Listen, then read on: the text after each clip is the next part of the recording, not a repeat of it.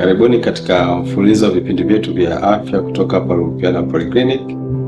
Leo nitazungumzia kidogo kuhusu masuala ya maumivu ya tumbo, lakini wengi wanasema nini maumivu ya kizazi. Kizazi kinauma, kuumwa kwa kizazi. Labda niseme tu kwamba hakuna maumivu ya kizazi, kwa sababu unapozungumzia kizazi ni uwanja mpana sana. Unazungumzia sehemu ya uke, unazungumzia shingo ya kizazi, unazungumzia mji wa mimba, unazungumzia upande wa mirija, unazungumzia upande wa mayai. Kwa hiyo unaposema kizazi kinauma, bado hiyo lugha haijakaa sawa na ni lugha ambayo sio sahihi sana, lakini wengi wanaamini maumivu ya tumbo ni kizazi kinauma. Kwa leo nataka tuelewane tu kwamba huwa hakuna maumivu ya kizazi, ila kuna maumivu mbalimbali yanayotokea chini ya kitovu na kuzunguka nyonga. Yana sababu nyingi mbalimbali, lakini wengi wanasema ni maumivu ya kizazi, lakini si kweli, sio maumivu ya kizazi. Ni ngumu kutofautisha hasa ni kipi kinakuletea maumivu. Kwa leo tutapitia baadhi ya sababu mbalimbali za kwa nini tumbo litakuuma, kwa nini usikie maumivu chini ya kitovu ambayo wengi wanasema kizazi kinaniuma. Moja ni kwamba tutambue mwanamke yeyote anapitia katika mifumo mbalimbali ya kihomoni kwa mambo ya uzazi, na mifumo hii inafanya kazi kwa mtiririko wa mwezi mzima, siku 28. Kwa ana kipindi cha kuona hedhi, ana kipindi cha maandalizi ya kupevuka, ana kipindi cha kupevuka, ana kipindi cha kujiandaa kubeba ujauzito. Katika mzunguko wote huu kuna maandalizi mengi yanafanyika, kuna mambo mengi yanafanyika. Kwa mengine huleta maumivu. Kwa hiyo mama anaweza kusikia maumivu ya tumbo chini ya kitovu. Lakini tukianza na sababu mojawapo ya maumivu chini ya kitovu, mojawapo ni mimba kutunga nje ya mfuko wa uzazi. Kitaalamu tunasema ectopic pregnancy, na hizo ectopic pregnancy ziko za aina mbili. Kuna ambayo mimba inatunga nje ya mfuko wa kizazi lakini inakaa kwenye mrija wa uzazi. Lakini kuna mimba nyingine ectopic pregnancy inakaa nje ya mrija, nje ya mfuko wa uzazi. Manake mtoto anakaa sehemu yoyote tumboni, anaweza kaa kwenye utumbo, anaweza kukaa kwenye kibofu, anaweza kwenda kukaa maeneo ya maini, sehemu yoyote, lakini mimba imekaa nje ya kitovu.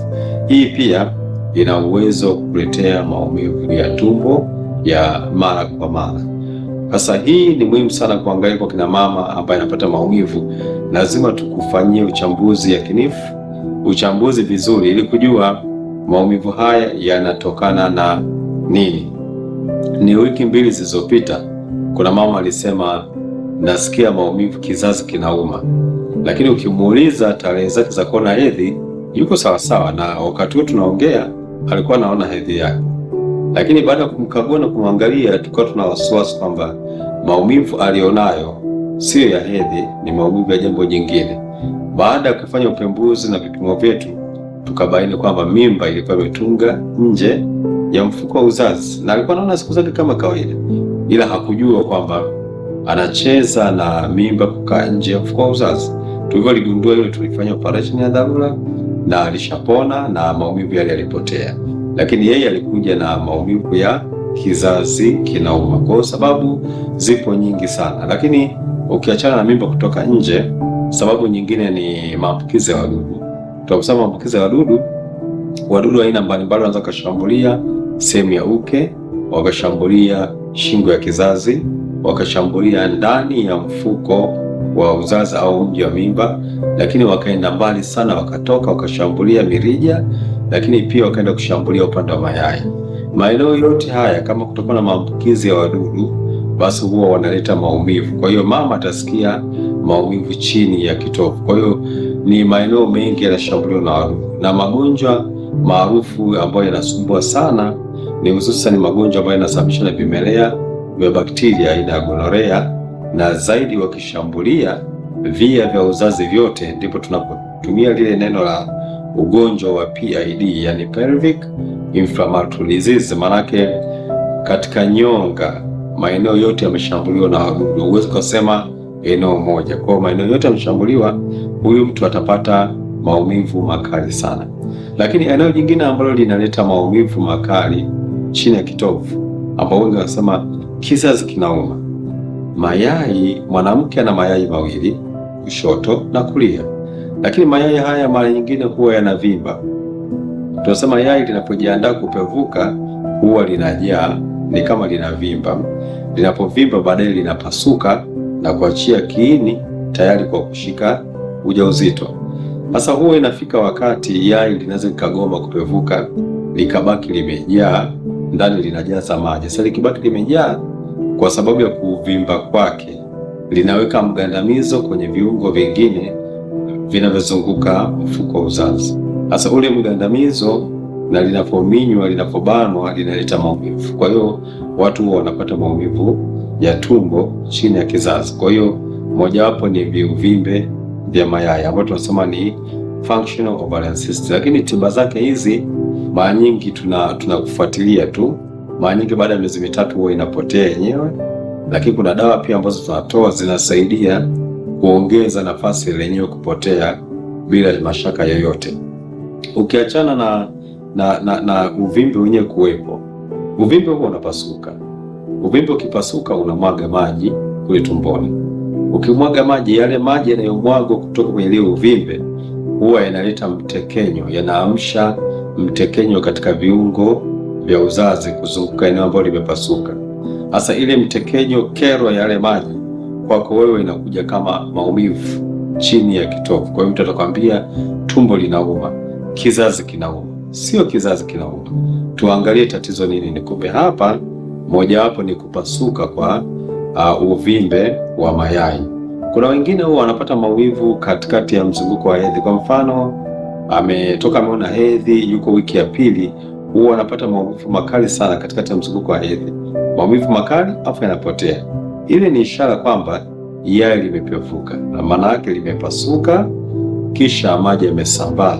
Kwa hiyo pia huwa inaleta maumivu makali sana.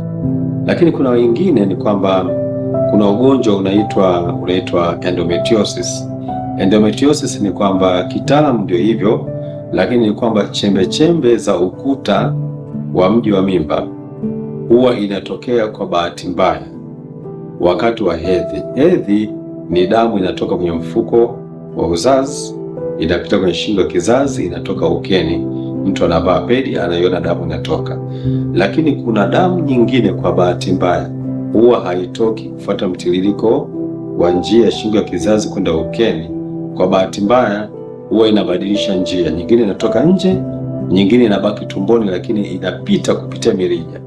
Inapopita kufuata mirija inaenda kwenye maeneo ya utumbo, ni damu hiyo. Sasa inaposafiri huwa inaondoka na chembechembe zenye asili ya mfuko wa uzazi, ukuta wa ndani wa mfuko wa uzazi. Sasa zile chembechembe zinapoenda kwenye maeneo ya utumbo huwa zinakuwa na kuzaliana. Kwa hiyo huwa zinasababisha maumivu ya kudumu ya muda mrefu. Wengi watakwambia ninapoingia hedhi napata maumivu makali. Mwingine anakwambia niwe kwenye hedhi, nisio kwenye hedhi, napata maumivu makali ya tumbo mfululizo bila kuacha. Hiyo ni dalili ya ugonjwa wa tunaoita endometriosis. Maana yake kuna chembechembe zenye asili ya ukuta wa ndani wa mji wa mimba zipo nje ya mfuko na zinaendelea kuota, na mbaya zaidi wakati wa hedhi huwa wanapata maumivu makali sana. Kuna wengine wanapata maumivu makali ya tumbo wakati wa hedhi. Kiachana hiyo niliyoongea, ni wakati wa hedhi anapata maumivu makali, hedhi kisha inapotea. Kwa nini inatokea hivyo? Ni kwamba mwanamke anapojiandaa kwenda kwenye hedhi kubleed, mwili wake huwa unatengeneza vichocheo.